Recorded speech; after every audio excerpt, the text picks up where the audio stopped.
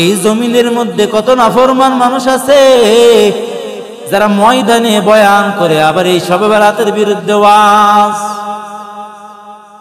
এই শবে বরাতকে মূর্তির সাথে তুলনা দেয়, আবার বলে এই শবে বরাতের রাত্রে ইবাদত না কইরা যদি তুমি বেশ্যাখানায় থাকো,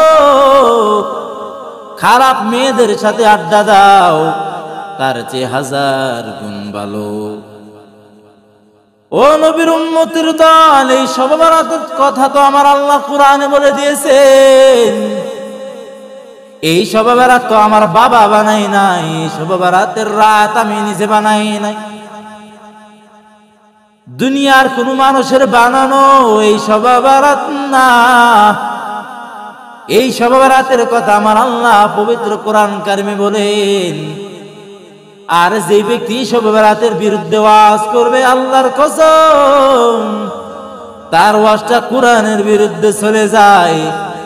আর আল্লাহ বলেন, যে ব্যক্তি কোরআন এবং কোরআনের আয়াতকে অস্বীকার করবে, আল্লাহর কসম আল্লাহ বলেন তার জন্য জাহান্নাম রেডি, অর্থাৎ সে কাফের হয়ে যাবে।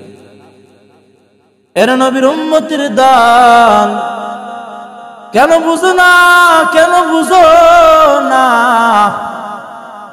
সুজা ওয়াজটারে কেন আবার পেছাইয়া পেছাইয়া মানুষটারে আবার তুমি বিভ্রান্তের মধ্যে ফেলাও, ঝগড়ার মধ্যে ফেলাও? একজন মানুষ যদি ইবাদত করে, একজন মানুষ যদি এই শবে বরাতের রাত্রে আল্লাহর ইবাদত করে, তাহলে তুমি কেন তার বিরুদ্ধে যাও? তুমি এই শবে বরাত মানবা আর না মানবা তোমার ব্যক্তিগত বিষয়।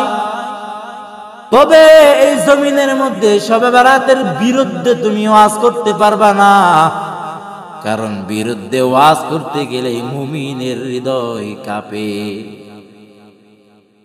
মুমিন আর থাকতে পারে না। এই জমিনের মধ্যে থাকতে হলে আল্লাহর আইন মেনে চলবে।